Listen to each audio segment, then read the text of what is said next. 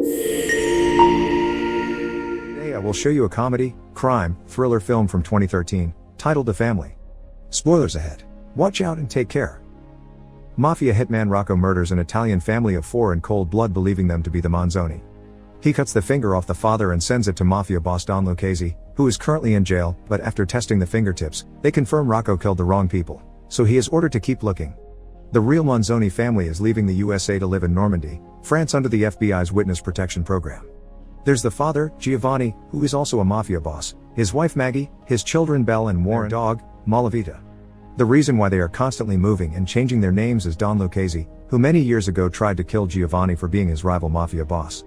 Giovanni counterattacked by snitching on him to the police, sending him to prison, and now Lucchese's men are constantly looking for him for revenge. The family arrives at their new house in the middle of the night. After turning on the power again and starting a fire, Giovanni pretends to take a look around the property, but in truth, he takes out a body from his car trunk and buries it in the backyard. The next morning, everybody gets ready to start a new day in their new lives. Maggie goes to check out the town and see if there's anything interesting to do or see. Her worst fears are confirmed by the waitress at the cafe she stops at, though. This is a small town and it has little to do in it. Then she goes to the convenience store to get groceries, where she overhears the clerk and some clients insult Americans, thinking Maggie won't understand them because they're speaking French. Furious, she grabs some alcohol and a gas tank from the shop, throws them in the storeroom before proceeding to light a match and throw it in there too. Then she pays for her groceries pretty quickly and leaves the market right before her trap explodes.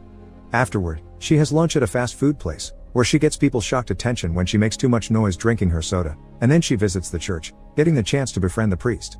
Belle and Warren go to their new school, and Warren quickly gets in trouble with some bullies, who beat him up in the bathroom after he talks to them in a very smarty-pants, sassy way.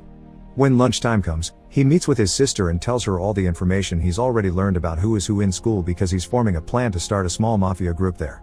Once school is over, Belle begins to walk back home while a car with 4 teenage boys follows her around, asking her to hang out with them. At first, Belle refuses, but soon she gets lost in town and decides she may as well accept the ride. The boys, however, instead of taking her to her house, take her to a spot by the lake where teenagers usually hang out. Belle asks them to take her home, but the leader tells her to stay and relax before lowering the strap of her dress while his words are full of innuendo. Not willing to let them get away with this, Belle returns to the car to grab a tennis racket and uses it to beat up the boy before telling the others to behave more respectfully towards women. Then she takes the boy's car and drives it back to her home. Meanwhile, Giovanni goes to the property gate to smoke a cigarette, which he isn't supposed to do. He quickly notices there are FBI agents hidden nearby keeping an eye on him, and decides to go back inside to investigate the glass garden shed. After tossing a bunch of stuff out, he finds a typewriter and, seeing as it still works, he thinks it's finally time for him to write his memoir, describing how he took over the family business started by his grandfather decades ago. When he stops to take a break, he meets his neighbor through the backyards, and makes up a story about being a writer when he's asked what he does for a living. Later in the evening, while the family is having dinner together, they're visited Robert Stansfield, the FBI agent in charge of their case. After giving his approval of Giovanni's writer story, he asks him about a shop owner that disappeared recently, and Giovanni tells him he doesn't know anything about it, when actually, he killed him because he sold him some seafood that he claimed was fresh but it was actually frozen. This is the body he had in the trunk when he arrived. Stansfield reminds him not to get into trouble, and before leaving, he tells him that the FBI agents that will be protecting the house across the street are DeSicco and Mima. Then Giovanni joins her wife in bed and has a nightmare about the barbecue party he threw many years ago, which was the occasion Lucchese had chosen to strike. The following day, when Giovanni gets too distracted by his writing, Maggie demands to know what he's writing about and freaks out when she hears it's a memoir, since that could get them in big trouble. Then she grabs a tray of food she's prepared specially for DeSicco and Mima and leaves to take it to them after asking Giovanni to check the tap water, because it comes out brown and the plumber she's called won't show up. At school, Warren is starting to make contacts with the right people, using information and stolen goods to get them to work for him. Belle, on the other hand, had to beat up a girl in the bathroom for having stolen her pencil case. She also sees a very handsome guy in the cafeteria, and Warren informs him that's Henri, a college student acting as substitute teacher for math class. All the girls in the school want him, so Belle will have lots of competition if she wants to go after him. But she has a plan. She approaches Henri after class and asks him for private math lessons, which he accepts. Meanwhile, Warren meets his bullies outside the school and proceeds to beat them all up with the help of the contacts he's made. Back in the house, the plumber arrives over 40 minutes late, irritating Giovanni. His mood only gets worse when the man tries to unnecessarily change all the pipes in his house, so Giovanni beats him up with the tools he finds in the basement and then puts the body in the plumber's own van to take him to the hospital, where the doctor has trouble understanding how the man's body could have so many fractured bones from simply falling down the steps. While Rocco finds the family of the seafood shop owner and kills them all for not having information about Giovanni, he continues to write his memoir, talking about how he used to take good care of his old neighborhood back in Brooklyn. In the evening, Maggie scolds him for what he did to the plumber, and Giovanni retaliates by reminding her of the explosion she caused at the convenience store. Chatting about her fire obsession gets Giovanni excited, and the couple gets intimate right there on the couch. When the weekend comes, the family throws a barbecue party and invites all the neighbors, an idea they aren't very fond of, but Stansfield insisted so they could integrate themselves with the community better. Maggie asks Belle about this Henri guy she's invited and reminds her to use protection, but Belle tells her not to worry because she won't be having a quickie in some classroom. She'll choose the right time and place with the love of her life. Warren then arrives with various bottles of soda and tells his mother to stop making French food and to make American dishes instead because that's what the neighbors expect. Turns out he's right, the neighbors have come to see the eccentric Yankees and are happy to eat their weird food. Even DeSico's old Mafia gang are giving up information in exchange for protection in order to live a safer life. At the end of the party, Belle is disappointed that Henri didn't show up. The following day, Giovanni goes to see the mayor to discuss the brown water problem. The man doesn't have a solution though, and Giovanni imagines himself beating him up for it before leaving the office without creating any kind of trouble. Next, he visits the water company, where he confirms the water already arrives dirty to their reserves, and one of the workers there gives him a clue behind the cause, a local fertilizer factory. Giovanni visits that factory next, and when the boss proves to be unhelpful and rude, Giovanni ties him to the back of his car and drags him down the road until he's ready to confess. The man explains to him how to find the turbine he must deactivate to get clean water, and now that he has the information he needs, Giovanni leaves him in the middle of the road with his bike after promising to cut his balls if he ever tells anyone what happened. When he returns home, he finds Stansfield reading his manuscript, who quite likes it but still scolds Giovanni for writing it in the first place. Meanwhile, Maggie continues to visit the church and the priest manages to convince her to do a confession with him after promising her everything she tells him is confidential.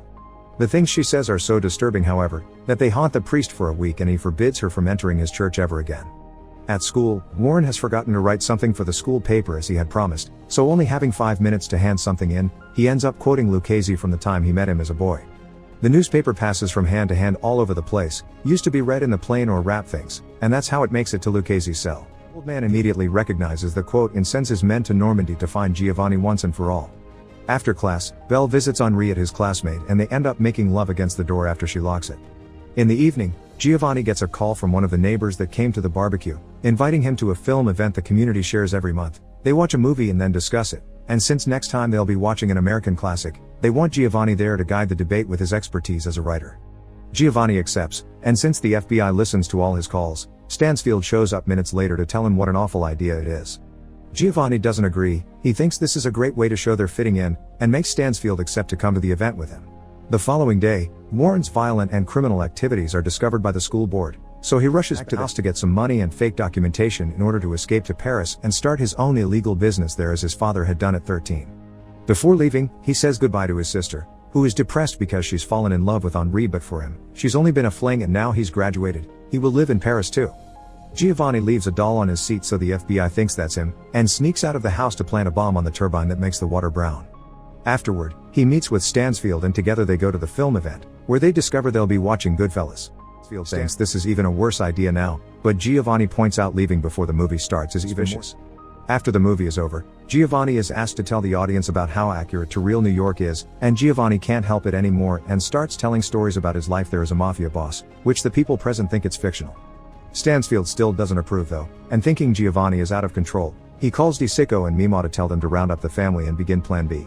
In the meantime, Warren is at the station, waiting to take the train to Paris, and Belle is on the roof of a house while calling Henri on the phone, threatening to kill herself if he doesn't take her back.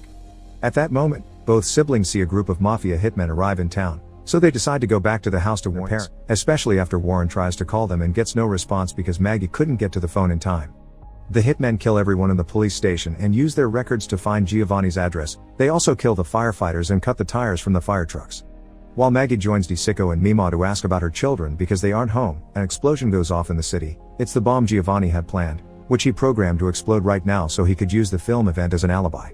Stansfield drives him back to his house and drops him there, warning him not to come out while he goes to talk to the police. Maggie also wants to return home, but as soon as she steps outside, she sees the mysterious men in black and goes back inside with DeSico and Mima, where she tries to call the house but her husband won't pick up the phone. The hitmen arrive at the house and make it explode, killing as well any neighbor that comes out to see what the noise is about. Luckily for Giovanni, he survives thanks to hiding in the garden after hearing Malavita bark as an alert. Maggie wants to go see him, but as soon as DeSicco and Mimo approach the door, they're instantly hoping Rocco, having run out of bullets, will work to her advantage. The old man is surprisingly resilient though, and he chases after her until Stansfield suddenly shows up and runs over him with his car. The hitmen may be all dead, but the family's identity has been discovered, so they have to relocate to a new town with new names again. Giovanni, however, is happy that got to tell his story to a crowd, even if they all thought it was fake.